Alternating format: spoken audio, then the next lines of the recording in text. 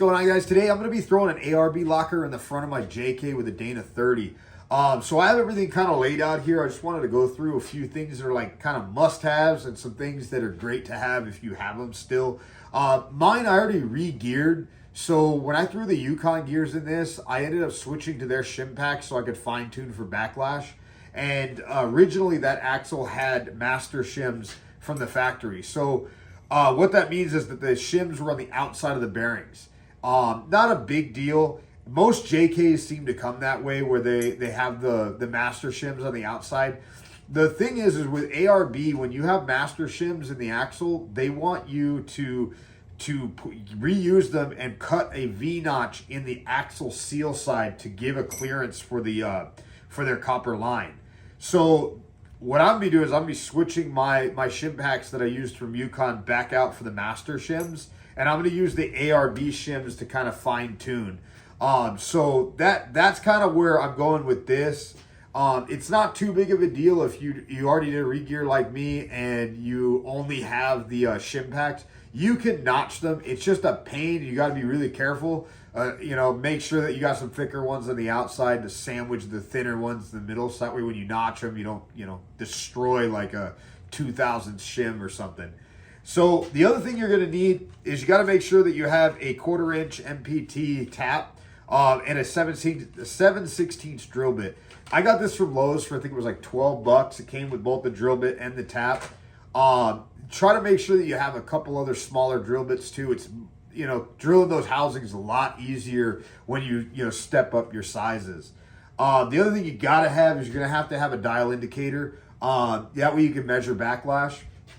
If you're doing a full re-gear, you're gonna need a whole lot more. But when you're doing something like this where the Jeep's already geared, you're just upgrading that locker, all you gotta worry about is the backlash. One thing to note, most all of the JKs that I've worked on, I've noticed they already have a marking. So if you look close enough, you can see that there's a little V here and a V here. They're both facing upside down. Then the other side has a V and it's like an arrow and it's pointed. Both of them are pointed at the passenger side. Now you want to make sure that you don't get these mixed up. And if you pay attention to those markings, if they have them, then that's a way to orient it and put everything back in correctly.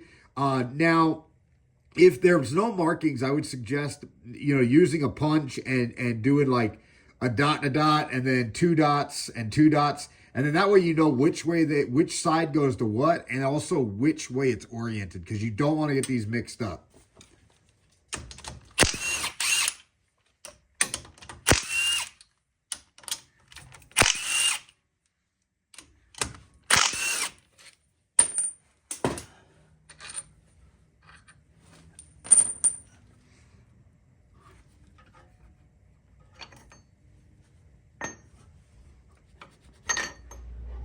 All right, so the first thing I got to do, I'm going to go ahead and get this ring gear off so we can swap it over onto the new carrier.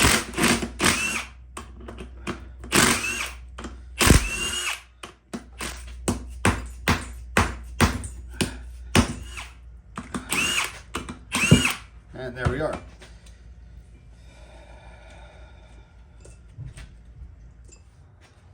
All right, now that the ring gear is off, we're going to go ahead and swap it onto the new ARB locker.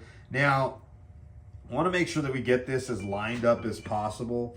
I usually use the old bolts to slide it on. Sometimes they're just too tight and you end up having to heat up the ring gear a little bit to get it on there, but we're gonna see if we can do it without heating it up in the oven. It's just a matter of just lining it up as close as possible.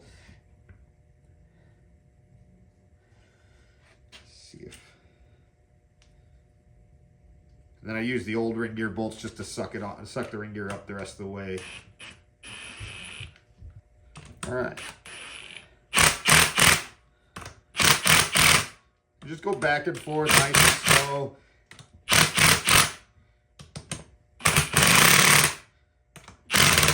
Until it's all the way up and seated.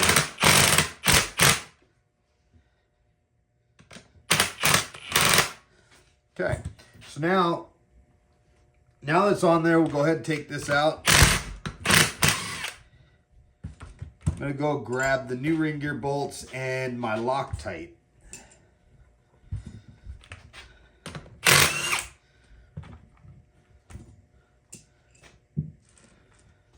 All right, now that I got all the ring gear bolts laid out, the new ones, we're just going to put Loctite on them and put them in, and then I'll go ahead and get all this torque down.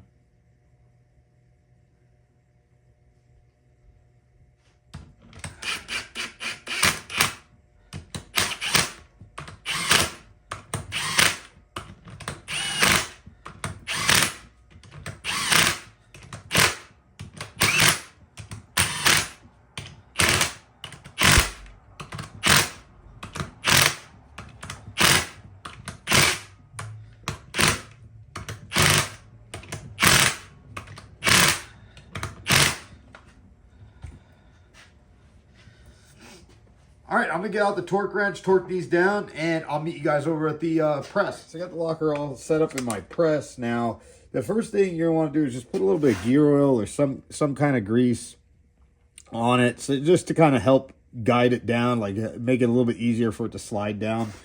Now, the way that I'm gonna do this is I have some old races, and it makes it a whole lot easier. I kind of save them all, and especially with this one, because it's gonna drive down quite a bit further, so I might have to use two. We'll see.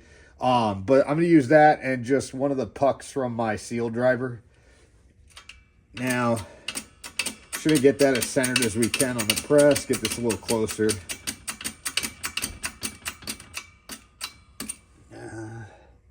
Now, one important thing is as you're pressing it, you want to make sure that the bearing turns. But I see it all the time where people just use the race, or they'll maybe put this on upside down and they're pressing against the cage. You don't want any contact with the cage. You want to try to get that race or whatever kind of driver you're using to be touching only the inner race on the new bearing. If you damage that new cage, the bearing is just trash, and it's going to fail pretty quickly. All right, so now we're just going to press this all the way down. Get the handle in.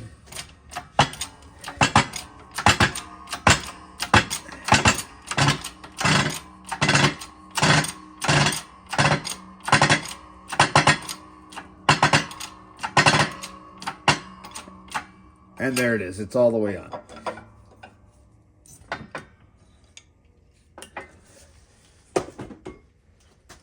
Get this stuff out of the way. Flip it over. And we're going to do the same thing on the other side. Now, again, just make sure to throw a little bit of gear oil on it. It just makes it a lot smoother driving that bearing on, so you don't have any issues with it binding or getting stuck. And it doesn't take a lot, just a little bit on both that and the inner race on the new bearing.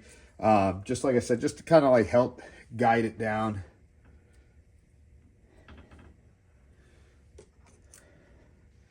Now loosen this a little bit more.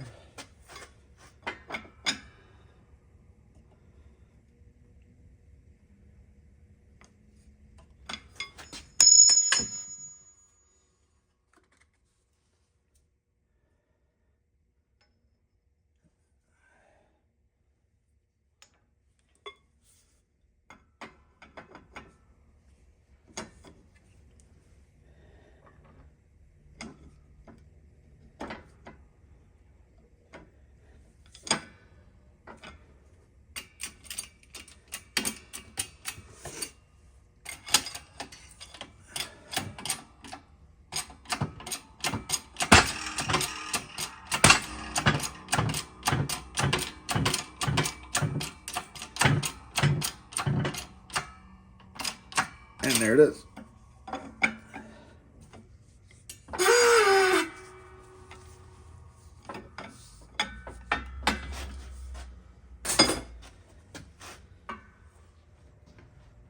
All right, so we're all set to start assembling this to get it thrown in to see how it is and if we need to make any adjustments. Now, I want to point out there's a couple things that I did off camera. The first is I already drilled and tapped the axle housing for the bulkhead fitting that the copper line's going to run through. Now, I couldn't get the camera to fit and me and the drill, so I'll show you guys where I put it. But it just, there was no way really for me to film it with the axle in the Jeep. So I just went ahead and knocked that out. The other thing I did was I notched the OE shim. So you need to notch this because you're going to bend this copper line out a little bit so we get out of the way of the bearing cap, and you don't want it running into this. You really don't want this copper line touching anything. The vibration will wear a hole in it. So I went ahead and notched that off camera as well. Just didn't think about it, but that's all I did was just put a V groove in it. You just want to make sure that the groove is about as wide as the groove on the seal housing. That way, when it's on there, you got plenty of room and you don't have to, whoops, wrong side. When you have it up there, you can see that there's plenty of room for that line to kind of bend over out of the way, and that you're not going to have any room for it to contact it. So now that that's all said and done, we're going to go ahead and start getting this put together to go in the Jeep. Now, we're going to put in the ARB master shims. Now, when you look at them, you'll notice that one side's flat and the other side's beveled. The beveled edge goes away from the carrier. So when you're assembling it, you're just going to put one on each side. So we're going to put one on the master shim side, and we're going to for the axle housing, and then the same thing on the other one. But this, on the axle seal side, it goes between the bearing race and the axle seal. Really important that you don't get that mixed up, because this housing has to sit at a specific area. If you look on the side of your locker, you'll notice that there's this little pinhole above the journal, or on the journal for the bearing. Now, that has to sit between the two seals that we're going to put inside inside that seal housing.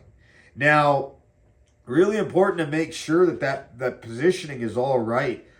Because if you cover up that hole, like if you put the master shim on the other side, the ARB master shim, it'll push that seal housing down and cover that hole, and then your air locker won't work. So it's really important to make sure that all these are put in the right spot. Now we're just going to go ahead and fit these seals inside. They just kind of pop in inside of a little groove in there, and they just fit nice and snug. So you just kind of work your way around until it goes in there. Just make sure it doesn't get twisted. They're really easy to kind of twist over. They're sort of square, and you want to make sure that they don't get twisted on themselves.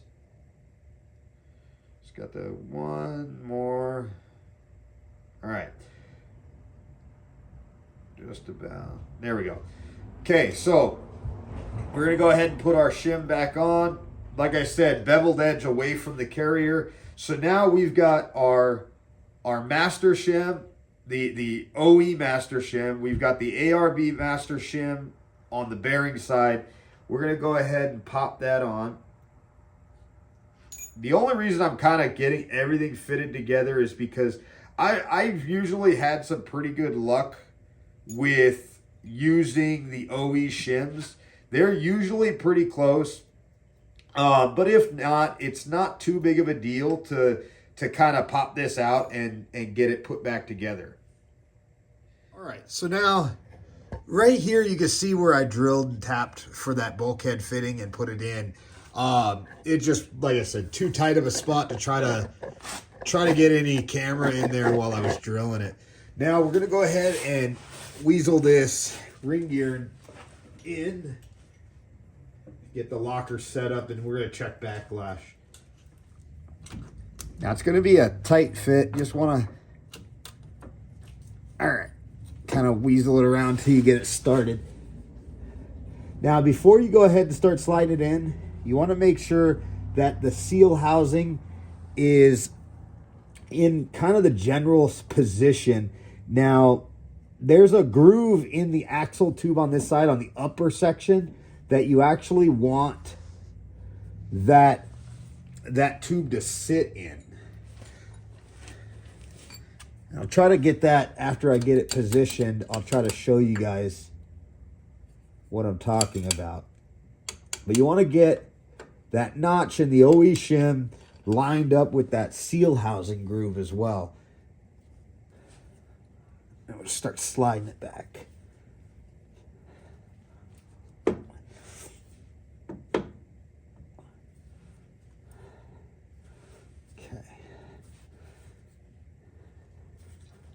Pull it back out. That seal housing's too far.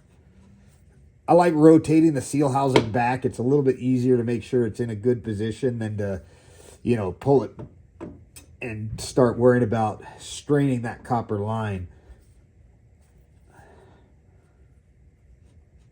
Okay. There we go.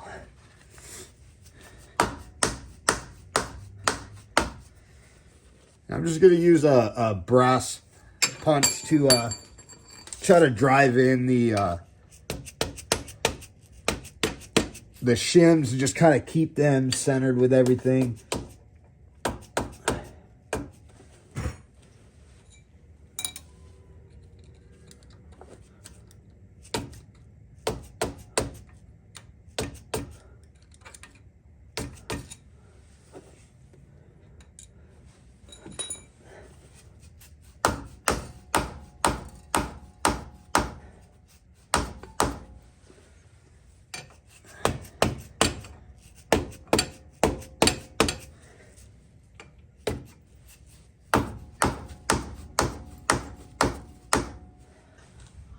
All right, hopefully you can see the spot that I'm talking about. Right here, there's that little drain hole. Now, what we're going to do is we're going to rotate this seal housing and the master shim up a little bit farther. That way we can bend this line over into that groove a little bit. Just got to try to go back and forth between the shim and the seal housing. There we go. A little bit further. There we go. Now we're going to go ahead and check how it sits with the bearing cap.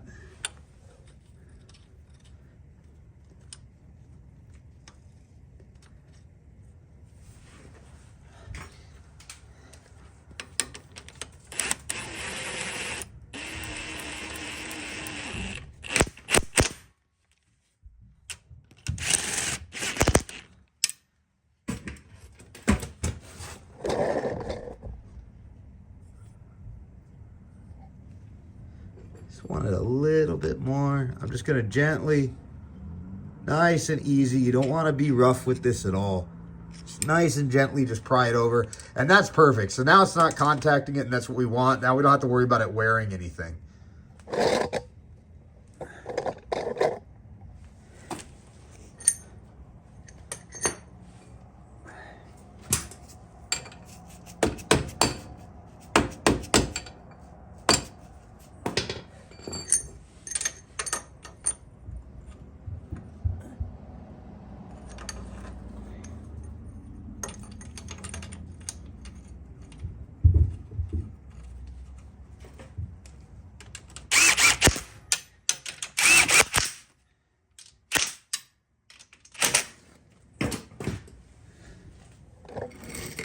All right, now we'll go ahead and get our dial indicator on, and we're gonna go ahead and check the backlash and see where we sit and if we need to pull this thing back apart or not.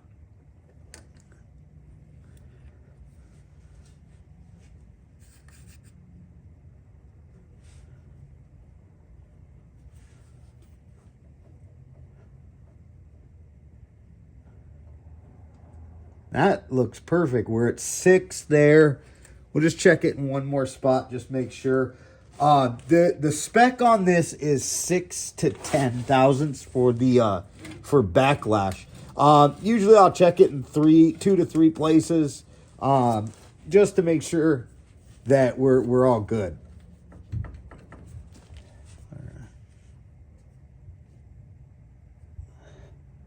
And we're at 7 there.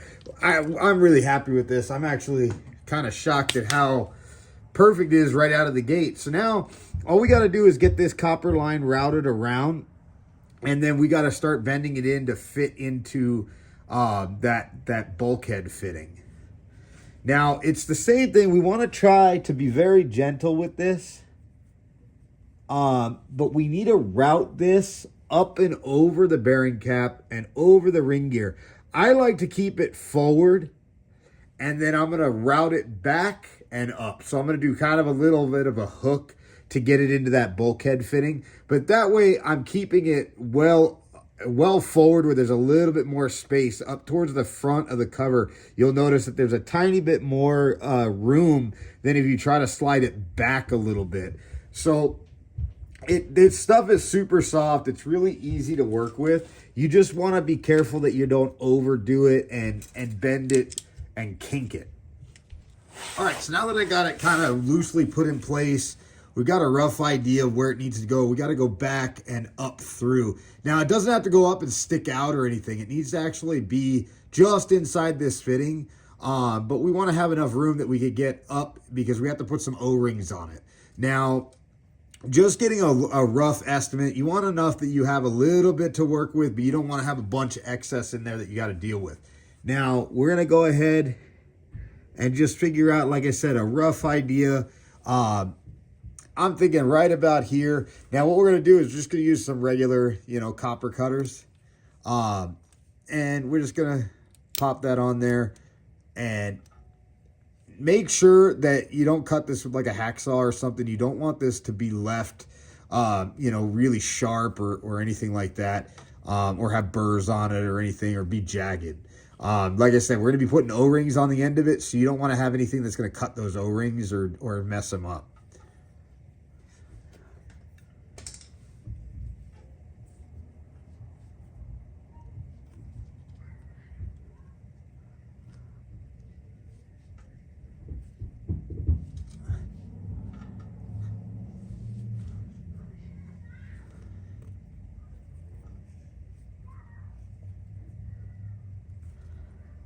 As you can see, I got everything routed roughly around the ring gear. It's still way too close, but there's a couple things that we got to finish up.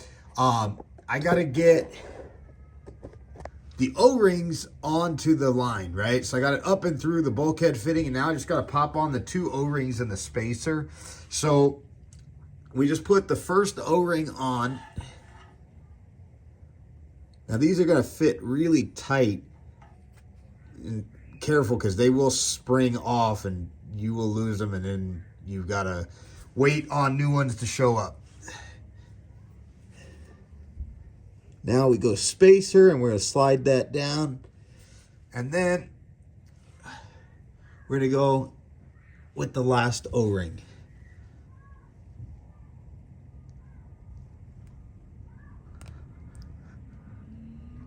And there you go.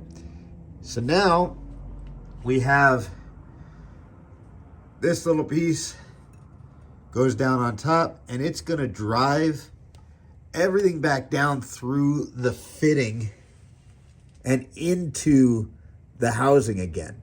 Now, that's why I was saying it was kind of not the final adjustment. Now, this thing could be a little bit of a pain to weasel down with those O-rings on there. But all we're going to do is push it down, and we're going to start tightening it into place. And then that's going to push some of the line back into the axle housing, and that's okay. That's why I was saying it's not the final adjustment.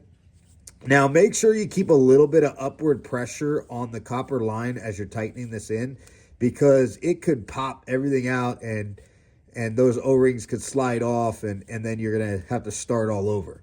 So just make sure you keep a little bit of pressure on it. Now, this thing will seat. You don't want to go super crazy.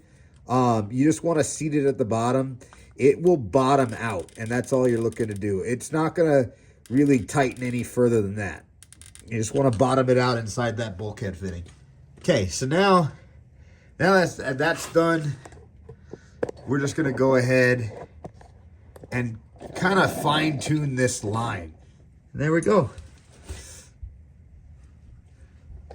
Plenty of clearance, plenty of room around it. And as you can see, nothing's touching If you have any spot like this one, I'm not very happy with it. I'm just gonna kind of bend it down a little bit. We're just gonna keep some pressure, and then we're gonna bend the other side down. Just want to make sure that we have a good gap around everywhere on the housing. So that looks good. Now it's time to test it out. I'm going to go ahead and run the air locker line, and we're just going to make sure it functions. I went ahead and got everything thrown back together. I'm just waiting on the silicone on the diff cover to dry. But other than that, everything's put together. And as of right now, you can see it's in open diff, so it means that it's disengaged. Now we're going to go ahead and test it. I'm going to go ahead and go in, flip the switch, and the compressor should kick on, and then it'll engage the locker.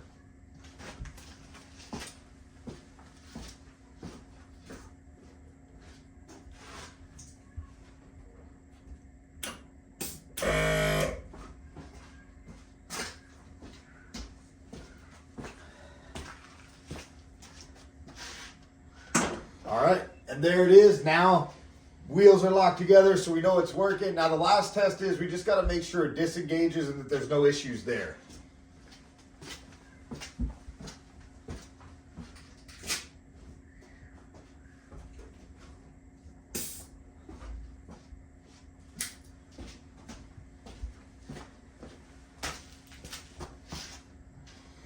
And there it is, guys. So everything's good. We're good to go. All I got to do now is go ahead and fill it with fluid, but I'm not going to bore you with that. Hopefully this helps from you guys that want to do your own ARB lockers at home. Check out some more of my videos. I'm going to be getting back to the budget YJ build here soon, doing the 4-link and finishing up the back end. But before I get back to that, I'm actually going to be doing the rear Dana 44 locker on this. So check out that video. I should be dropping that here in the next couple days. Other than that, hopefully you'll like, subscribe, comment down below. If you got any comments about the video or suggestions for future videos or something you want to see, questions about it, whatever it is, leave them down below and I'll try to get back to you. Other than that, guys, until next time, have a good one.